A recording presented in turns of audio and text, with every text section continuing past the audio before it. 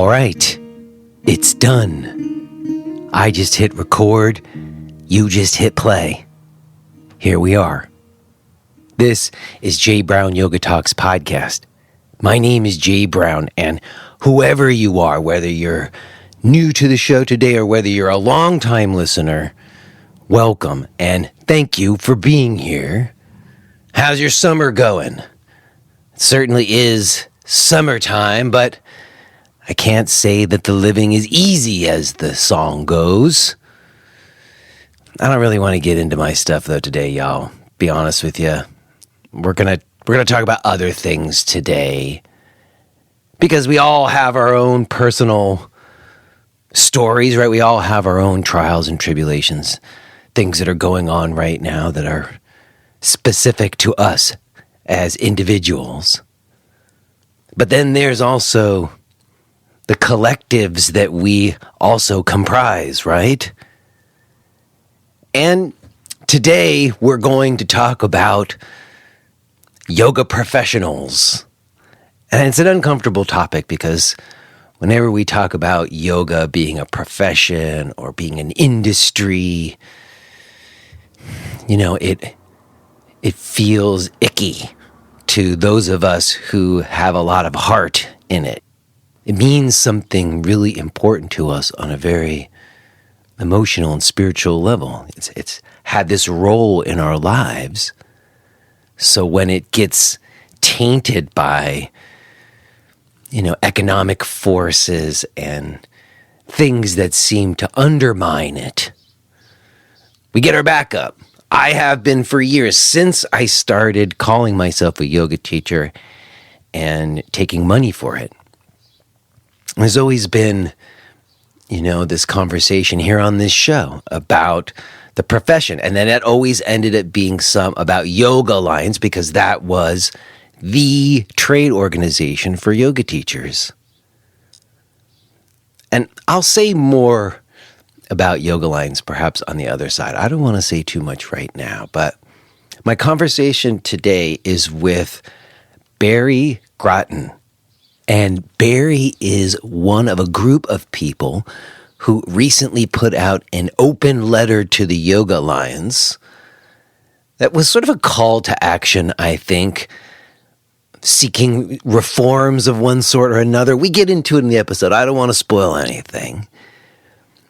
But they produced this open letter as a joint final project that was part of a class they were all taking together at LMU. They're all at LMU getting master's degrees in yoga studies.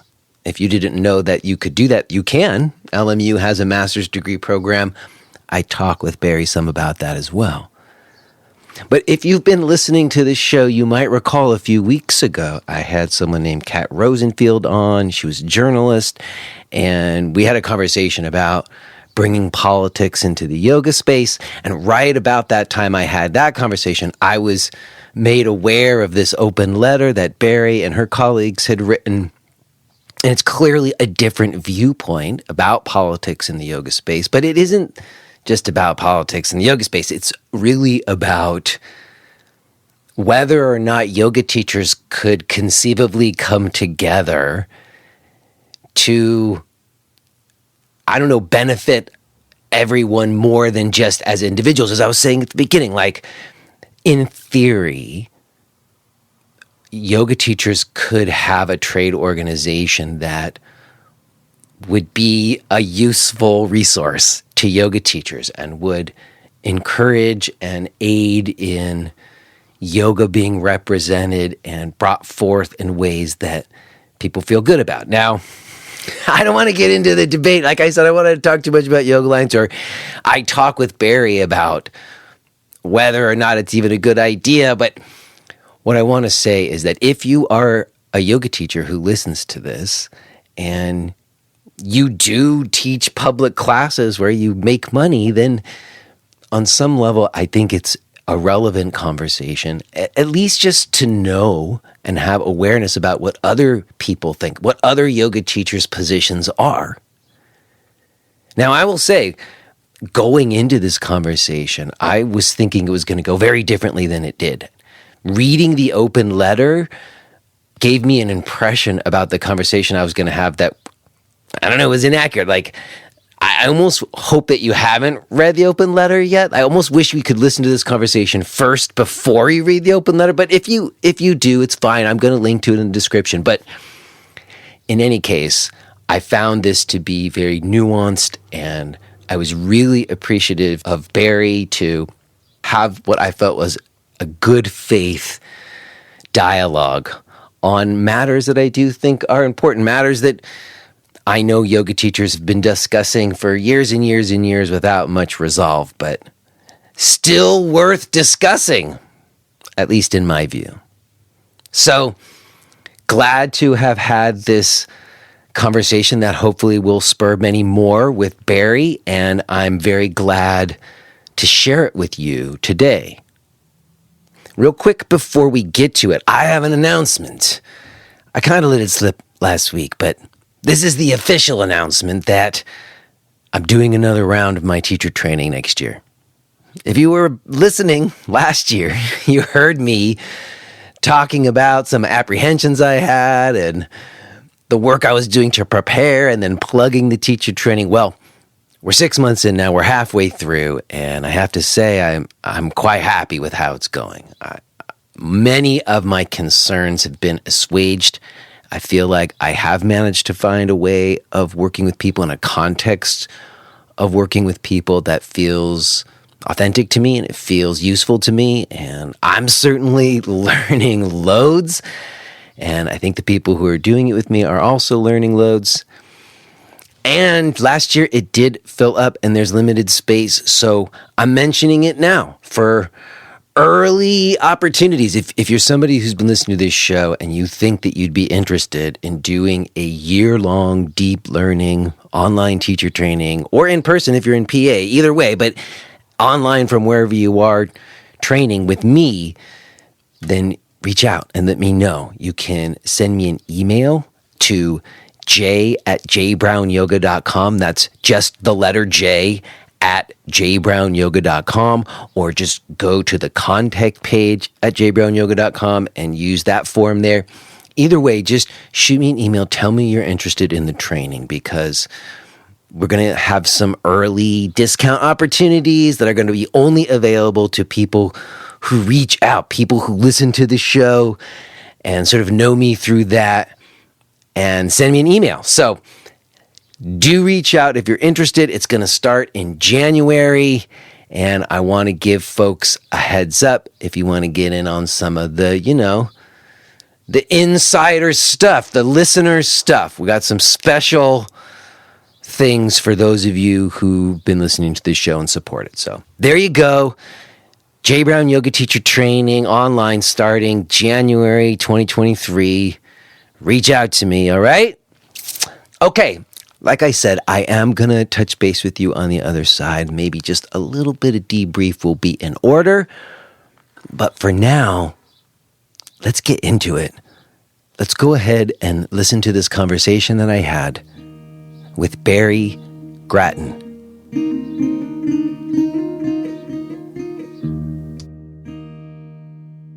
Hello?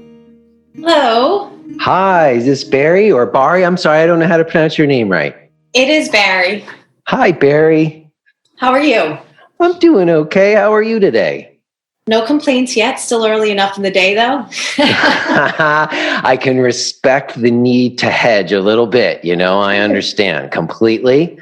Forgive me, I wasn't clear. Is it just you and me today, or are some of the other members from the project joining us also? I just couldn't remember. It's just you and I today, but I am definitely here in the spirit of all of the members who drafted this letter. Very cool. Very cool. Well, listen, I'm already recording, and if it's okay with you, I would like to consider us having just begun. Is that okay? Let's do it. Very cool. Well, I'm glad to get a chance to speak with you. You first reached out to me a little while back, but then you sent me the link to the actual open letter that was produced right in the midst of me having a similar conversation with other people of a very different viewpoint than you.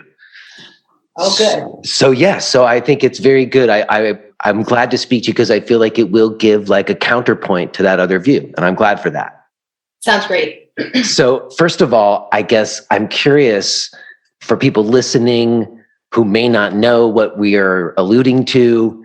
You are part of this project. You produced this open letter, which is addressed to the Yoga Alliance, but it seems to me to be to the whole yoga world or community, if I read it right. Yes, that's the intention. Yeah, I got that. And as I understand it, it came out of a program that all of you are in at Loyola Marymount University, which is, I believe, the first master's degree in yoga studies. Is that right? It is. I'm not sure if it's the first master's studies program. Naropa does another master's program, and it's primarily online. LMU, Loyola Marymount University's Yoga Studies Master's Program has been around for about 10 years. And the particular course that prompted this project is called Yoga, Mindfulness, and Social Change.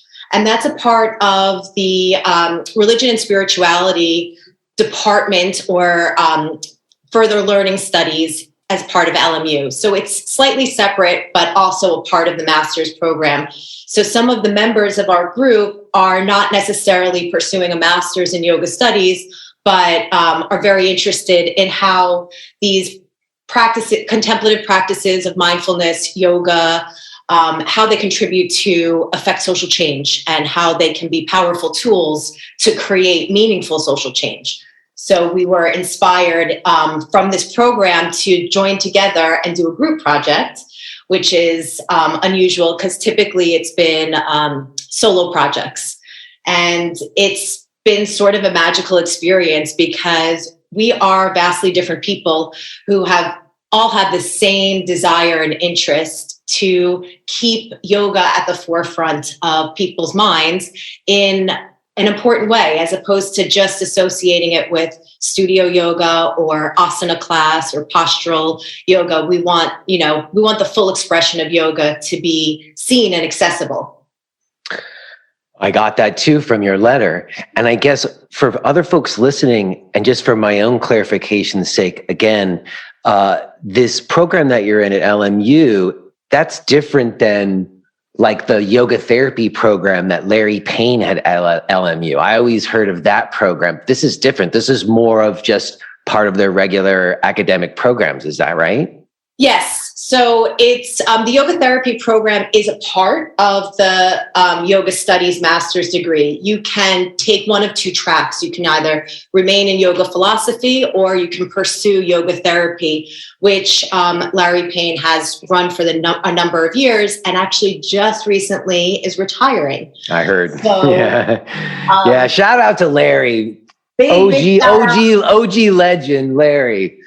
Absolutely. And I think he leaves a beautiful legacy. And this program is important because now yoga studies is actually being considered as an academic field. So, it hasn't ever been considered part of the world of academia until these programs started to pop up. So, even though I'm very much entrenched in the philosophy and the practice of yoga, what I'm learning is a lot more about the academic field that it sort of exists in contemporary society, really. I really appreciate it. And that's actually where I was going, because I noticed also in the little bit of research I did that your first yoga teacher training was, I think, back in 2014 or 2015. And it was at Laughing Lotus in New York City, which I know well because I was right on the other side of the river in Brooklyn at the same time you were doing that. Yeah, I'm a New York City girl originally. So that's how I ended up there. I see. So I know you had like a former life in marketing, if I read correct. And I'm curious, before you ended up doing a teacher training at Laughing Lotus in 2014, what was your yoga practice like when you had that other life? Is that when your yoga started going to classes while you had that other gig? Yes. I have Crohn's disease, which is an autoimmune disease where your immune system thinks that your digestive system is the enemy. So it'll attack the digestive system, causing inflammation, a lot of pain. And I was diagnosed when I was 17 years old and really, really struggled.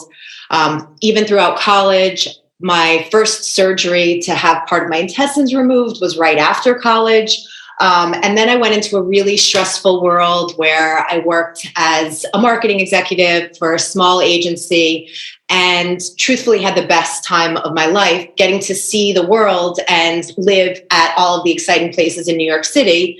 But I had really no work-life balance and very little time to manage my own health. And basically my body just took a major beating. And my father was the one who suggested that I check out a yoga class. In, I think, 2003, I went to my first yoga class and I never looked back. I remember entering the doors of a third floor walk up on the Lower East Side and just... Jiva? Was it Jiva Mukti? Where'd you go? It wasn't. I went to a really small studio called Kiwi Studio, and it was, it was hidden in dark building. But there was many studios all over the city at that time, if I recall. Yeah, and I think similarly, they opened up into a portal to another place. And anybody who lives in New York City knows how hard that is to find, because there's an extreme shortage of space and slowness and quiet in Manhattan. But I felt the energy immediately when I walked into that studio, and it was it definitely started me off into pursuing a yoga practice. But I've always kind of been the person I'm curious. I've always been curious about learning, about what's out there, about what's next, about why we're here. So the yoga practice was really suited for me because it gave me an opportunity to discover the boundaries of my own disease and how that affected my body and how my body existed inside a world where it was pretty hostile to live as a human being. So yoga was my sanctuary, my escape. And it really, it completely changed my life. And it was like having an alternate world that I could escape to from the pressures of everyday life. Yeah, thanks for that. I have a very close friend, one of the first people I ever sort of was a yoga teacher to, who had Crohn's disease as well. So I got to sort of get a first row seat to his difficulties with it as well. And he was able to sort through it to a large degree through his yoga practice primarily. I mean, he did a lot of other things too, but in the end, it was sort of like increased awareness and different diet and different things that he did, I think, and stress, a lot of things that he addressed that I think ultimately helped him find a more like healthy, functional way to live with it. And he attributes yoga to it as well, if I'm not mistaken. Seems like a lot of folks have managed to utilize yoga in those kinds of ways, which are very transformative. Yeah, and that's what makes me feel so protective over yoga, because it has really saved my life in the sense that it's given me an understanding of who and what I am, and that my limitations aren't necessarily limitations. They're just routes of understanding and existence.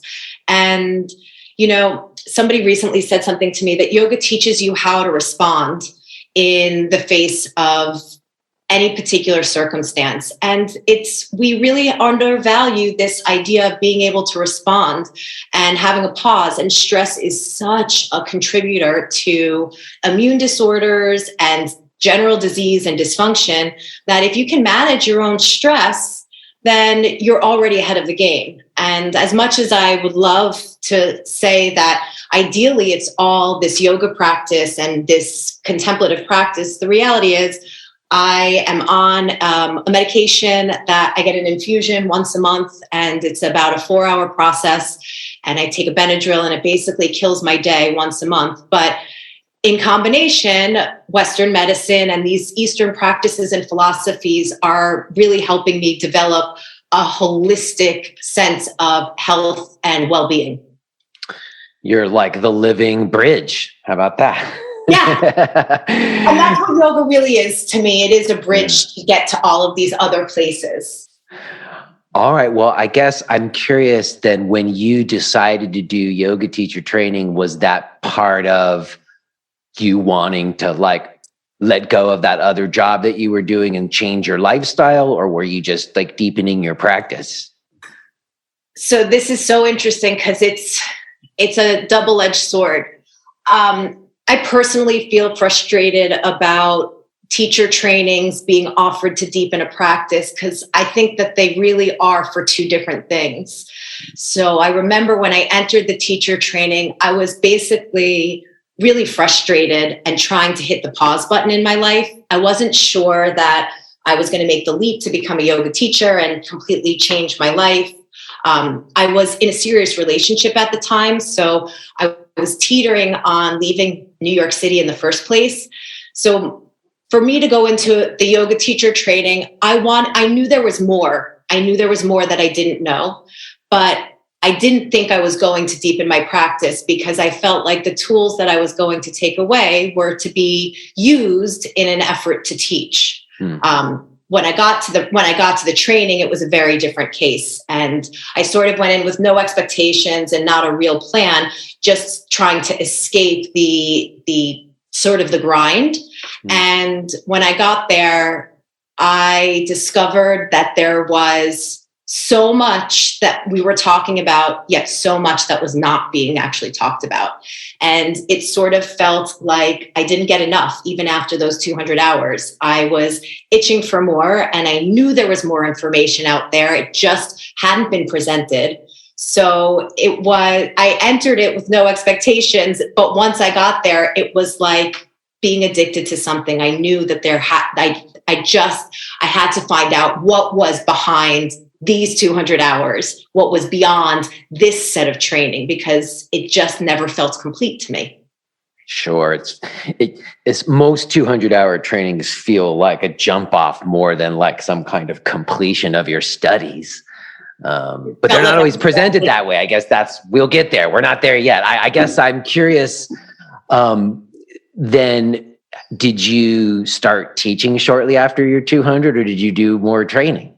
I did more training and I did teaching. I did both. I came out of that 200 hours and I felt both really frustrated and confused, but also really motivated to explore more.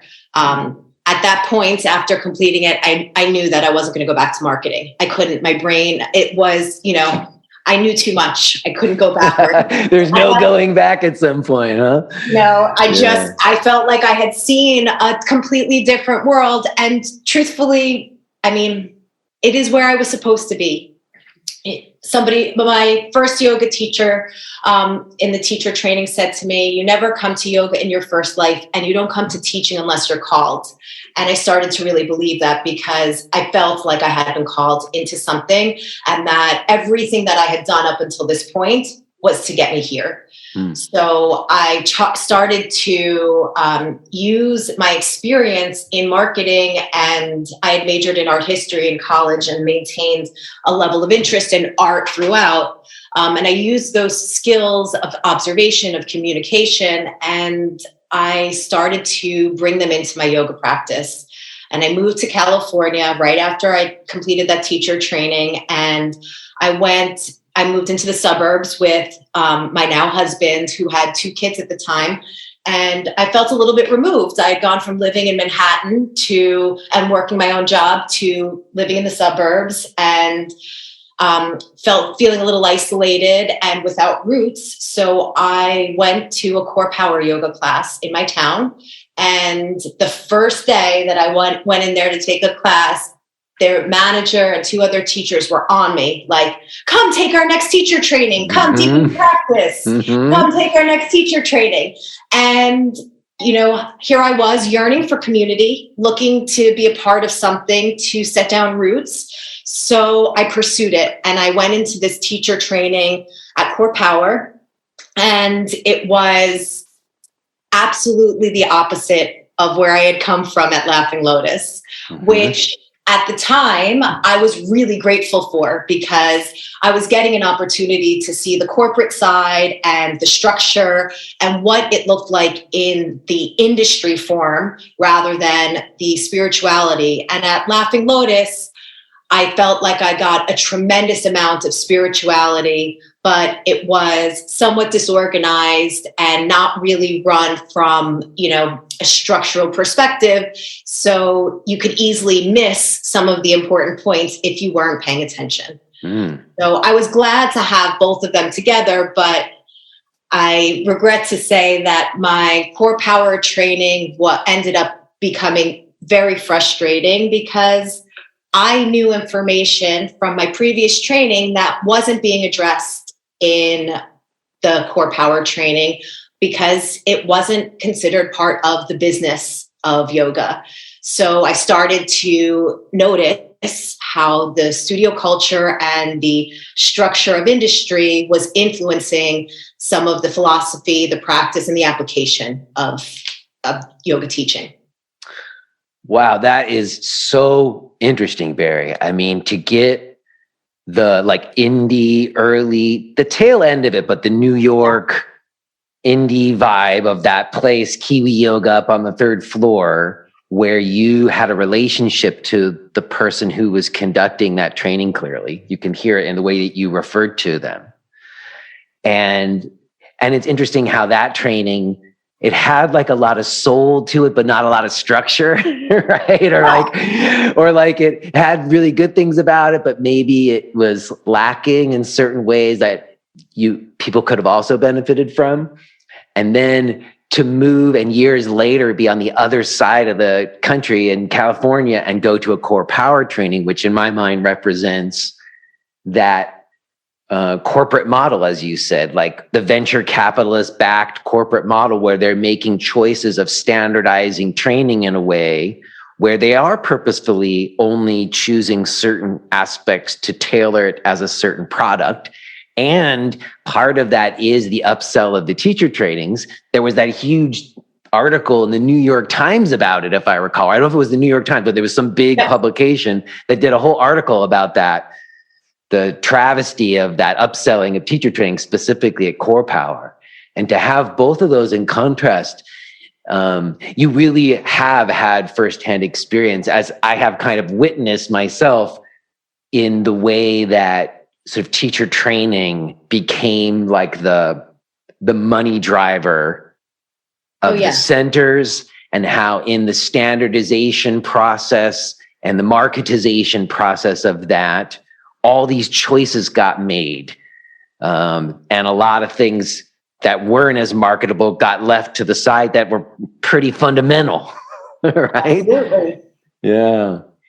I guess my question now to you is, when you look at those trainings that you did, because you got both tastes in a way, comparing that to the academic viewpoint or the academic lens that you've been engaging in at LMU, what is the academic consideration of yoga studies add to it or provide that the other sorts of training that you got don't? Well, it's so interesting that you should ask me that, because I've been sort of struggling with this quite a bit, because the world of academia isn't unlike the same world of industry, in the sense that there is a hierarchy and it is limited in accessibility because, you have to have the luxury of money and time to pursue an academic lane. And there are some major challenges with presenting material because, for example, LMU does have an obligation to a yoga alliance when it comes to their 200-hour program. And I think LMU has the ability to stand on its own because it has a reputation and it is an established institution with, obviously a great wealth of academic knowledge and information, but they still are tied into making money and accepting students who will leave their course, their 200-hour course, with a Yoga Alliance certification. So the material is dramatically different than what's actually covered inside any of these teacher trainings. And I should also clarify, following my Core Power teacher training, a year or two later, I went into a 300-hour teacher training at Hot 8, which is sort of an in-between of Laughing Lotus and Core Power, because Hot 8 is on a smaller scale and has multiple studios in California. I believe they're expanding nationally now, so they're moving, larger in size. But, in the Goldilocks world, that was a small training, a medium-sized training, and a large training. Mm-hmm. But it is the content that we have access to in the academic world is amazing and totally different, and opens up the opportunity to think about things in various different ways, and authentic ways and respectful ways. But the structure of academia is very much like the structure of the yoga industry at this moment, where it is a concern and a focus on the bottom line over content. It is the quantity of dollars, of students, that takes precedent over what actually happens inside the classroom in both places. So it's got its tremendous assets, because conversations that aren't had at a 200 or a 300 hour level are being had in these classrooms. So, my hope is that if the world of academia is opening up to yoga studies, that these academics that are being trained at this moment can take what we're learning and bring it to studio culture and to these 200-hour and 300-hour teacher trainings, so that people are getting a full and robust vision of what yoga can be, because it can be different and the same for people at the same time. And that's a really hard concept for us to understand. So in my mind, it's like everything else. We're in a world where everything is either or. We live in a binary world, and I'm suggesting that we start to merge things together and accumulate 200 hours, 300 hours, academic classes, and just make it more. There's so much more out there to learn, and make it accessible to people. So academia doesn't necessarily do that. However, the content is beyond imaginable. I get that, and I appreciate it. I know that myself. I've had all these scholars on over the years, and there has been pretty huge, I don't know what to call them, advancements in research around yoga. And I know I'm doing a teacher training now for the first time in many years, after swearing them off for many years, for many of the reasons that you are all talking about. But one of the things that's changed is that, like, my consideration of, like, in particular, the history and philosophy of yoga has absolutely changed compared to, like, when I did trainings in the past, because of this new research. So I get what you're saying. It certainly has a lot to offer that I think is invaluable.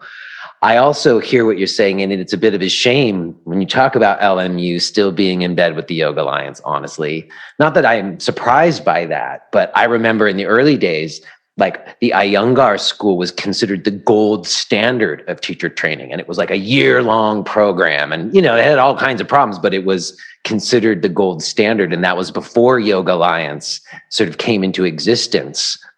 And I watched over the years, at some point, even the Iyengar Institute started offering 200-hour programs that were registered with the Yoga Alliance, which was, to me, like a turning point. I was like, okay, well, the market has taken over, because institutions like LMU, they don't need the Yoga Alliance for credibility. Right. It is really paid advertising. And that's the perfect, I made that case years ago. And I guess I want to be a little bit careful about bashing the Yoga Alliance off the bat, because I do think that recently I want to give them a little bit of credit that they have offered more continuing education things, which I've always thought was a good thing for them to do. But I get ahead of us. I'm sorry, I just jumped ahead too far.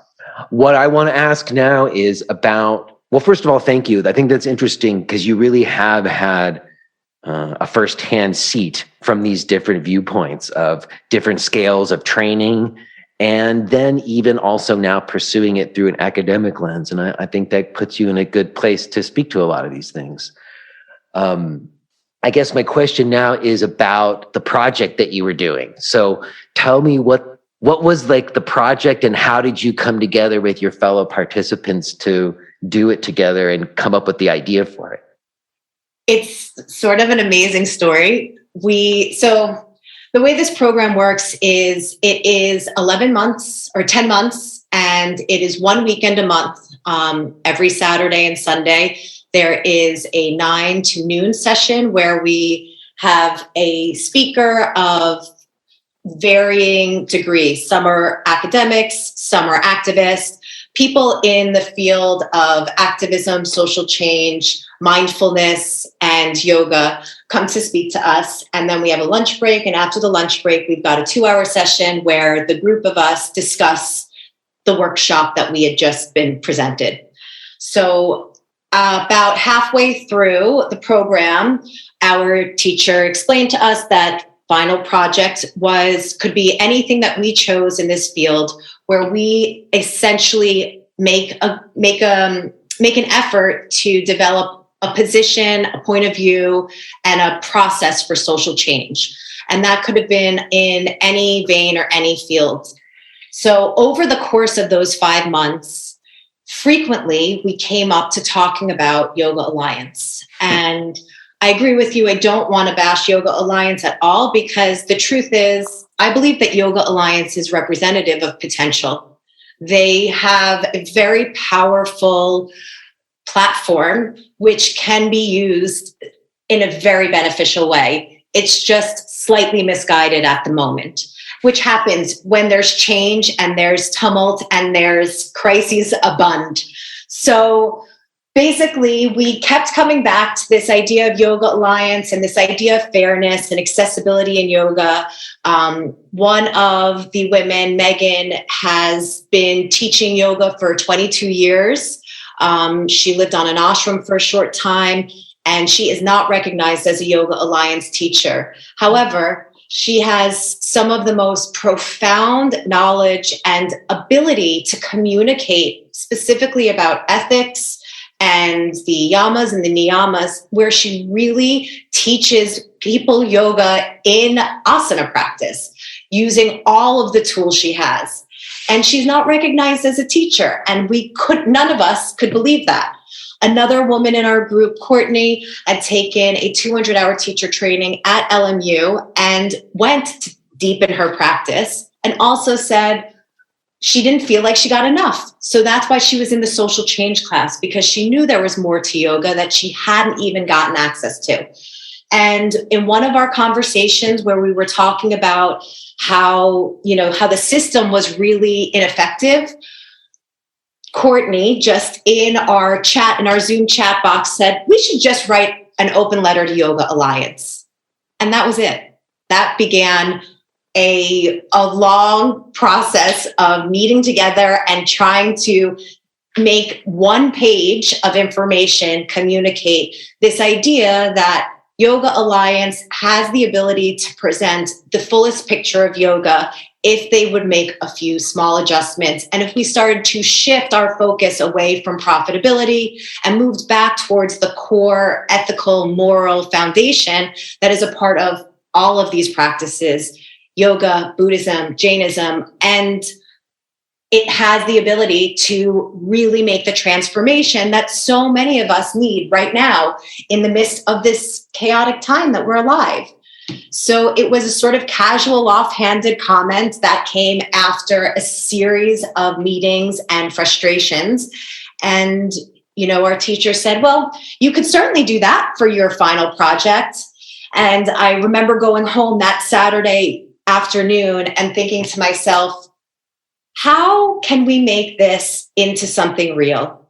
And I basically woke up at midnight and drafted an entire proposal to our teacher about why this was a group project and we should be allowed to do it together as, I think it was 5 of us at the time, and what we wanted to present back to her. And she said, okay. And she gave us complete and total freedom to run with it. And then for the next 4 months, we spent a ton of time together, We divided up into teams. We worked on content and distribution separately. It was a really arduous process for, I think the letter ended up being like 3.5 pages. And that was what we produced, what we gave birth to after 4 months of talking. But I'm really, really proud of the result. And we just have had such a time together working collaboratively that it's hard to imagine ever doing a project for social change by yourself. That was going to be my question. Was the case that you made to your teacher for why it needed to be a group project, that it needed to be collaborative? It seemed to me as I was making the case to her that this project should have always been collaborative, because that's what social change is. No one person is capable of representing everybody's point of view, nor is that person capable of making massive change. The amount of time that went into this letter probably would seem insane to some people. We negotiated sentences and words, but it really does reflect accurately a part of each one of us. So that means that we've basically magnified our vision by 5 times, because we can see through the lens of other people. And in a lot of ways, that's the practice of yoga, is trying to get clear enough to see what is real and what is not real. What is a projection of the mind versus what is something that you can manifest. And the real goal is liberation, and liberation can only happen in collaboration. And that's what we learned in the project. Well, I guess I'm curious about the collaboration then. Were there disagreements, or were you all mostly on the same page throughout the process? Well, there were a lot of disagreements, and there were times of hurt feelings. I think that each one of us might have made mistakes and said things emotionally that we maybe didn't necessarily mean, or sometimes it took us a little bit longer to understand what somebody else was trying to explain. But those were the most valuable moments, because that was the discussion, the contention, because, if we were trying to produce something that everyone could relate to and that everyone could understand, regardless of their experience in yoga. So it was those challenges and the moments of disagreement were probably the most beneficial to the end product. But we generally, on the whole, agreed. And all of us went into this saying to one another, look, we support what everybody's point of view and opinion and lived experience is. So as we go into this, we're mindful that it's not just about us. And this idea of it not being about us and our own egos helped us detach from the outcome of the project, creating I believe a better content in the letter, the best content that we could put forward. I appreciate that. And it's interesting to hear you say all that, because when I heard from you all and then read the letter, I had like a little thing in myself of like, I carry so much baggage around the Yoga Alliance, and even like other conversations I've been involved in the past around trying to reform it. But I really wanted to let go of that and like look at what you have all done with as like clear, open, yogic mind as I could. And what's interesting to me, and I guess where I want to go with you some, is that, when I read your initial email to me, I was like, okay, that all sounds pretty good to me. And then the open letter that was produced, for me, I would say there's at least 75-80% that I'm completely on board with. Mm-hmm. But there is like a 20% in there that I have questions about. And then there's like a 10% of that 20% that potentially kind of like deal breakers. Okay. So I guess I was going to say, like, I saw another interview with some of your collaborators, and I specifically made a note about Meghan, who you referenced, mm-hmm. because her biggest like qualm that she mentioned was a lack of transparency around the Yoga Alliance. And I couldn't agree more with that. Like, to me, I've wavered between having like a more optimistic view, as you sort of articulated earlier, and saying, hey, a trade organization for the yoga profession could be a really positive thing. Like, it could be used in really useful, helpful ways. But unfortunately, it hasn't always been the case, and often not. And one of the things that I think is certainly doable for the Yoga Alliance is to be more transparent and to have elections on things and have the membership more involved in the decisions that are made. So for me, there's a lot that I think a lot of people could potentially get on board with if we're going to look at different ways to structure or conduct a trade organization for yoga teachers. But there's another whole part of what you all put out, which does specifically have to do with like social justice causes. Mm-hmm. And I think what I'm not always so clear about is how much of the project is about reforming the Yoga Alliance to better serve the yoga community and the teachers that are part of its membership, and how much of it is specifically about that organization shifting to specific social justice causes. I guess my response to that would be, is there a difference? Well, there's potentially a difference in that there's certainly a lot of yoga teachers who don't hold the same political views. And if we want to have it be, like you said earlier, where it is opening it up to a broader swath of people, or to be more inclusive, doesn't that have to include people who maybe aren't on board with all of the social justice movement causes that other people are, or at least are yet to be on board with them? Well, so it's interesting. I think two things. I see yoga very much as a tool of social justice and social change. Obviously not everybody sees it, nor does everybody use yoga in that sense. But I do believe that you don't have to subscribe to the same political views to change accessibility. And part of this letter is inviting people to disagree with us.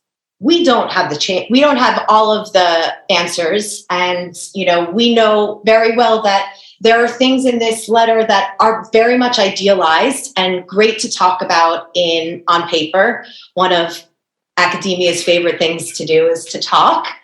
But I do think that at least prompting people to be justice-minded or social change-minded is a challenge that makes people uncomfortable.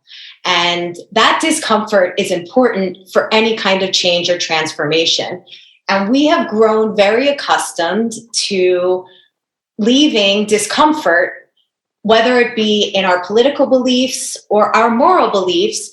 It's hard for us to sit in places that don't feel good to us because we're so used to getting things the way we want it. So I'm glad that there are points that you disagree with. I hope there are points a lot of people disagree with. And I'm not asking everyone to be on board with the same changes of social justice. But the reality is these are problems that affect universally everyone. And it doesn't matter what line or what side you stand on. In fact, I'm happy for you to have a completely separate point of view from me. But the reality is we have to be talking about it.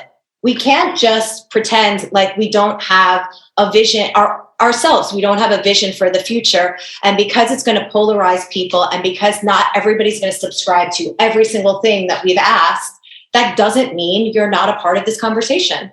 And the point is to have a conversation. I think, one of our biggest problems is this concept of cancel culture. I don't like what you have to say, so I'm just going to shut you down, cancel you, and we're going to have no communication about what the problem was that canceled you in the first place. it's not effective. And the more conversation we have, even the more discourse, the more conflict in conversation and communication that we have, the better. That it is through conflict that we resolve things. So, my hope is that this doesn't come off as we want you to believe everything in this letter. I'm happy if you believe one thing in this letter, because even one small thing in this letter could perpetuate change. Changing the way that we look at things, even in the slightest bit, gives us an opportunity to find a better way forward. Well, I appreciate all of that. That's all well taken and well said. And I appreciate the idea that we could have a conversation. That's why I'm talking to you right now. I was like, I agree that we should have conversations around this. And I'll be honest with you, in the past, when I wrote stuff on my blog or I had conversations, because I've had former Yoga Alliance presidents on the show, like I've had many conversations about Yoga Alliance, and a lot of people tune out. A lot of people don't want to deal because it is uncomfortable. I agree. And it's uncomfortable for a lot of reasons, not just because there's systemic racism, although I think that's part of it. I guess, my main point of confusion, I think, really about the project is that in it, and I'll quote it, it said, the core problem is that YA acts exclusively as a registry, leaving the industry entirely unregulated and therefore susceptible to a range of maladies. And I don't disagree with that statement at all. I think that that's what Meghan was talking about with transparency, that there's never been the language that's used makes it seem like it's a credentialing body when it's really a registry. And I guess what my confusion is about that is that the implication there is that the solution, or maybe not the implication, it seemed to me that the letters was proposing a number of things, but one of the things it was proposing is that we need to regulate it. That the answer is to regulate the industry because now it's unregulated, so we can protect people from those range of maladies. I'm glad that this has come up because we touched on it briefly, which is, I think regulation is probably dangerous for the yoga industry, especially considering the lens that we're coming from right now, this particular perspective of what yoga looks like and how yoga is reproduced in this country, mainly through asana and studio culture. So what ends up happening is that yoga is representative of everything and nothing in our current lens. I don't believe that regulating it is the solution because, like everything else, regulation leads to a power imbalance. A power imbalance, it has the same, you're susceptible to the same maladies of being unregulated. The real problem isn't so much, we're not asking Yoga Alliance to move from a registry to regulation because they're implying that they regulate yoga by providing credentials. Because those credentials, the implication is that they have decided what it is that qualifies a yoga teacher. So the conversation of regulation is very difficult to have because Yoga Alliance has 1 foot in and 1 foot out. They are representing a registry, which is essentially a massive yellow pages of studios and teachers who are credentialed according to their system. But they refer to the certificate that they provide, the stamp that they provide, as a credential, which implies that there is a regulation or a regulatory body behind who decided that it's a credential. So neither thing is happening right now. It's both unregulated and not regulated, but it's implied that there's a credential that is, If you are hearing this message, then you're listening to the free version of J. Brown Yoga Talks. To hear the rest of our conversation, please subscribe to Podcast Premium at jbrownyoga.com/premium.